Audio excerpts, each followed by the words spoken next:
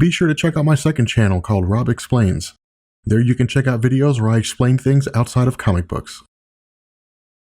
So because I can't make a trailer reaction for the Batman vs Superman trailer due to copyright issues, instead, what I wanted to do here was have a discussion on the history of their battles, and why it is that DC brings the two into conflict so infrequently.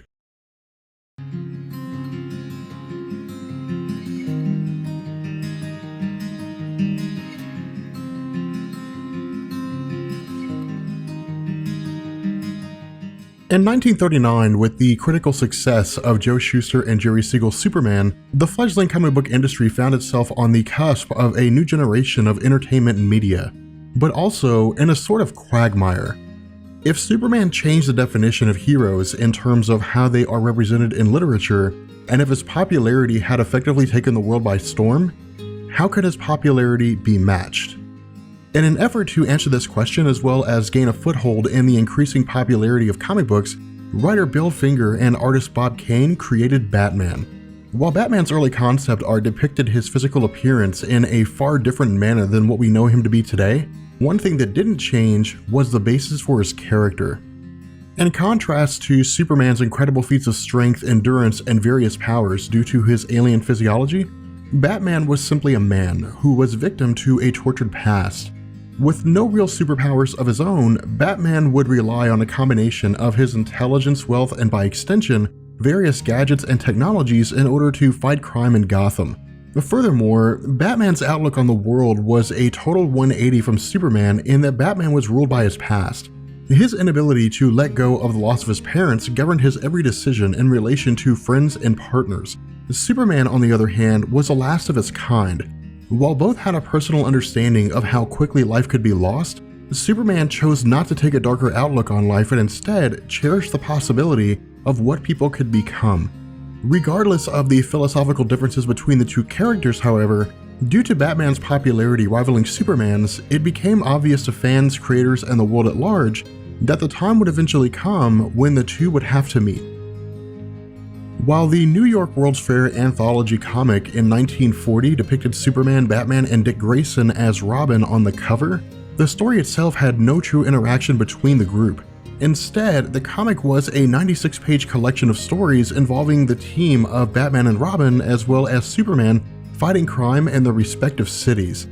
As we discussed in previous videos on the history of comics, as the 1940s turned into the 1950s leading up to the 1960s, the element of superheroes began to fade away with only a handful like Superman and Batman surviving. The survival of Superman and Batman was due in part to their popularity, but also because of the events depicted in Superman issue number 76 in 1952. While this story did not feature a battle between either Batman or Superman, what it did feature was a team-up. With both individuals vacationing at the same time aboard the same cruise liner, they eventually joined forces to defeat a criminal on board. Where this story was relatively lackluster in terms of any major conflict, this story is largely attributed as the first time that Bruce Wayne and Clark Kent met, and by extension, revealed their identities to one another. Now, following the reception of a team-up between Superman and Batman, the New York World's Fair titles were renamed to World's Finest, providing readers with various stories of both Superman and Batman fighting crime in Gotham, Metropolis, or other locations across the world. While this story helped to keep Superman and Batman in the spotlight of comic readers amidst a growing popularity in science fiction stories, the combined efforts of DC in the early 1950s and Marvel in the 1960s led to a revitalization of the superhero industry in comics. However, the establishment of the Comics Code Authority and their implementation of rules on comic creation forced these heroes into a more lighthearted tone. What I mean is that while Superman's character did not see an extreme change, Batman's character did.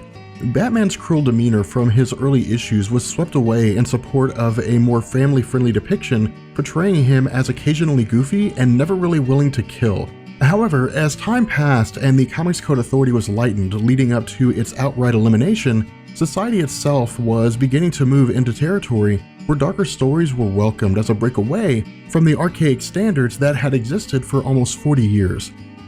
This desire for more tangible characters paired with DC's continuity reboot with Crisis on Infinite Earths paved the way for DC to give fans exactly what they wanted. a meeting between Superman and Batman that wasn't lighthearted, but instead resulted in a fight.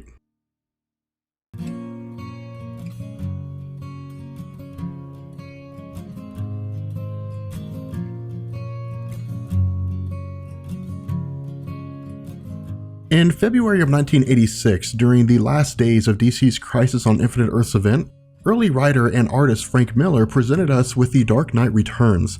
Initially being presented as a standalone story isolated from any main continuities, The Dark Knight Returns provided us with a world 10 years into the future where Batman came out of retirement at 55 years old to fight crime in a version of Gotham City that was rampant with criminals. While the story depicts Batman fighting alongside Carrie Kelly, operating as this reality's version of Robin, Batman goes against everyone from street-level criminals to the Joker himself. Eventually the story leads up to a conflict with Superman operating as an agent of the government and weakened after stopping a nuclear weapon from exploding over Gotham City itself. While the battle between the two stretches across Gotham, with Batman using every resource available to him, including the city's power grid, as well as armor explicitly designed to combat Superman, due to the help of Oliver Queen and a well-timed green kryptonite arrow, Batman eventually comes out on top. This story, in all of its complexity, is considered one of the greatest stories not only for Batman, but for the comic book industry as a whole. The reason for this is because it marks a change between the previous standard of lighthearted stories involving Batman and Superman to grim and darker stories. Recognizing the cash cow that came with a fight between Superman and Batman, DC also recognized the importance of pace. As a company that focused heavily on consistent individual story arcs rather than massive crossover events, DC had to ensure that conflicts between characters were introduced in a manner that seemed plausible without being forced. As a result, while future stories including 1990's World's Finest Volume 2, 1999's Year 7 A Better World, as well as Superman and Batman Generations depicted the duo as being at odds but not fighting, in 2003 DC released the story of Hush. In this story, Batman is besieged by an onslaught of attacks at the hands of his most formidable enemies who have been organized by a mysterious villain named Hush. While the war against Batman includes his entire gallery of villains, it also includes Superman himself. Where the initial events of the story lead to a partnership and romance between Batman and Catwoman, their efforts lead them to Metropolis where they learn that Superman is under Poison Ivy's control. Forming a plan with Catwoman and luring Superman into the sewers below the Daily Planet, Batman dons a ring with green kryptonite. After stating that laser vision will ignite the gas from the main that has been ripped open, Superman is forced to fight Batman hand to hand. While Batman is able to hold his own in the battle, Catwoman initiates her part of the plan by kidnapping Lois Lane and taking her to the top of the Daily Planet. Throwing her off the top of the building, Superman snaps out of his mind control and rescues Lois Lane. Now, with the completion of another anticipated battle between the two under their belt, DC looked at the idea of having Batman come into conflict with Superman yet again, but in a more roundabout way. To this end, DC launched the Justice League story of the Tower of Babel in 2003. In this 4-part series, Ra's al Ghul steals Batman's character profiles on the Justice League. These files, as they were maintained by Batman, outlined ways to defeat each Justice League member should they become uncontrollable and threaten the safety of each other or the world. With these files in hand, Ra's al Ghul begins his conquest of the Justice League by subjecting each member to the profile as it was outlined by Batman. While able to take out each member of the Justice League in sequential order starting with the Martian Manhunter, Superman is the last one to be taken down. Using the information provided by Batman, Ra's al Ghul subjects Superman to Batman's experimental red kryptonite, which turns his skin transparent.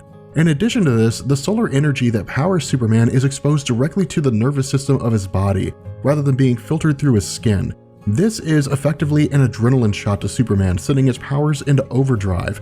His 5 senses, his laser vision, strength, and the like, are all multiplied several times over.